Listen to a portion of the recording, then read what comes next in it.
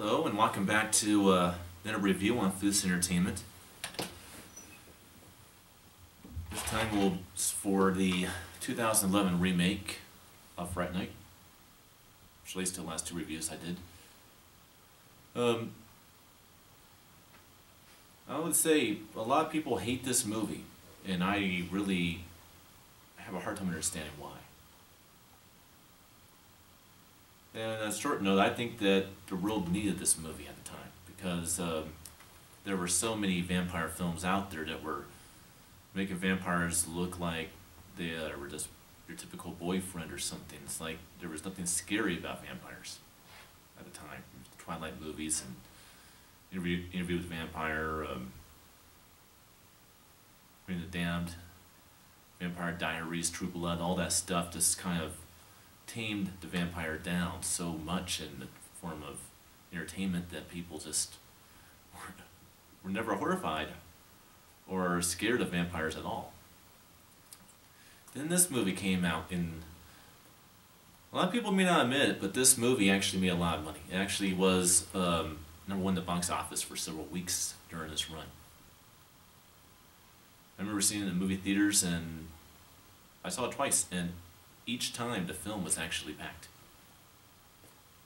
I watched it twice because I wanted to see the movie in 2D and then see it in 3D. My preferred version of the movie is the 3D version. It actually has a lot of really good 3D effects that pop off the screen. It's certainly, if not the best 3D film of all time that I've seen, it's at least in the top 3 best 3D films I've seen. It's really that good. The premise of the movie is pretty much the same story as the original film. 17-year-old teenager Charlie Brewster finds out that his next door neighbor is a vampire. His girlfriend don't believe him. Here's where just a little different, and I'll get to it after that. But basically, girlfriend doesn't believe him. People don't believe him. He tries to invest to help with Peter Vincent. Peter Vincent doesn't believe him. Then shit hits the fan. Then you have the epic showdown. He has to save his girlfriend. It's the same premise. Or is it actually the same premise? See, got you there. This is where I start to fit in the movie like I said I would. No, it does not completely follow and copy the original movie. It's actually very different. Here is the actual differences. In the original movie, Charlie Brewster discovers on his own that his next door neighbor is a vampire and tries to convince his friend Ed Thompson and Amy Peterson that his next door neighbor is a vampire, as well as his mom and the police, and no one believes him. And of course, Peter Vincent, played by Roddy McDowell, doesn't believe him either. In this movie, Evil Ed spends, I say, about the first 15-20 minutes of the movie convincing Charlie that his next door neighbor is a vampire. See, there's a difference there. You know, here's another difference.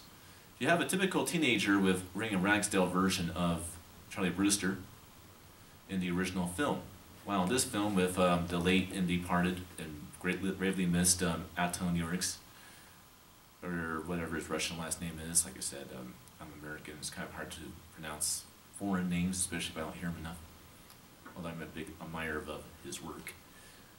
He plays Charlie Brewster with just a little bit more wit, and he's quicker to react to things, and he takes charge, in my opinion, more than Wayne Ragsdale's portrayal of the character in the original movie. Like, for example, Wayne Ragsdale's version of the character Charlie Brewster does everything he can to stay away from Jerry Dandridge in the original Fright Night movie until he absolutely has no choice and has to confront him. Very early on in the movie, like less than 30 minutes into the movie, after discovering that Ed's right and he's not lying to him, he's not making it up, that Jerry is indeed a vampire, he goes to try to rescue one of Jerry's victims by actually infiltrating and doing a home invasion of his house. and discovers his lair in which he pretty much feeds on victims for days. Even more difference there. He takes time with them. He doesn't just kill them and then chop their head off and then throw them in a dumpster or in a lake somewhere to where police can find it and report it the next day, like Chris Sarandon's Jerry Dandridge did in the original movie. And of course, Jerry has an interest in his girlfriend, much like it was in the first movie. Abducts the girlfriend, turns the girlfriend into a vampire. They have to find some way to reverse the conversion and bring everybody, or in this case everybody, not just Amy, but everybody was infected back into being a regular human being. Which brings to their differences. First, let's talk about the cast a little bit. Colin Farrell is the guy who plays Jerry Dandridge in this movie. I actually prefer Chris Sarandon over Colin Farrell, but I do like the idea that they actually got the look right. Because yeah, I understand people complaints, but I also don't. I would think that if you were to try to get an actor that looks like a, you know, mid-20s to early 30s-year-old version of Chris Sarandon, while giving it a little bit more originality and going astray from the original movie, you can't really do much better than getting somebody like Colin Farrell to play the character, because they kind of look the same in that regard.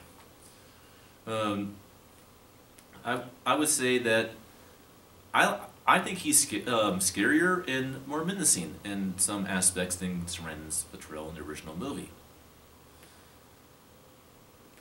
David Tennant is Peter Vincent. Okay. First thing I will talk about, and this is the only thing I will defend because I'm trying to keep this video short. I'm sorry, he does not play Peter Vincent the same way he plays Doctor Who. There are quite a bit of differences. And Peter Vincent's very different too. He's a alcoholic, and he smokes stogie cigars. He parties all the time, always hungover.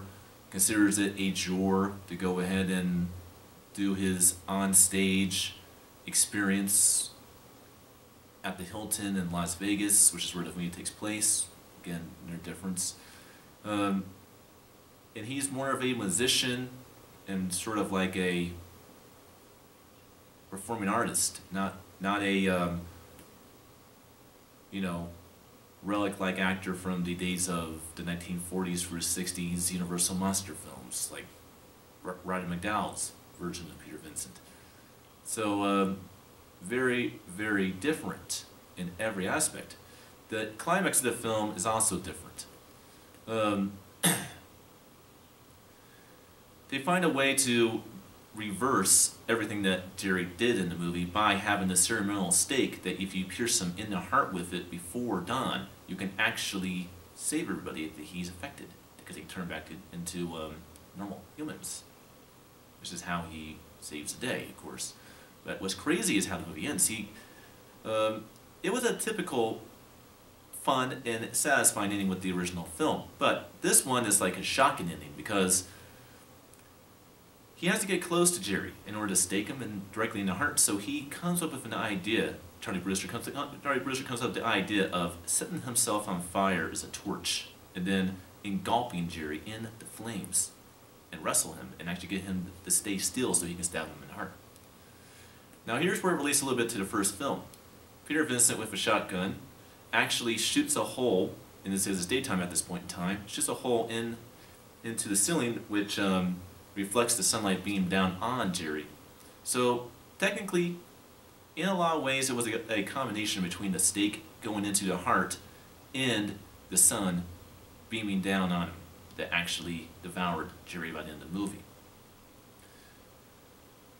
But why do I defend this movie is, I think, probably a big question. I defend this movie because all of the remakes that are looked out as good remakes do not deserve to be defended.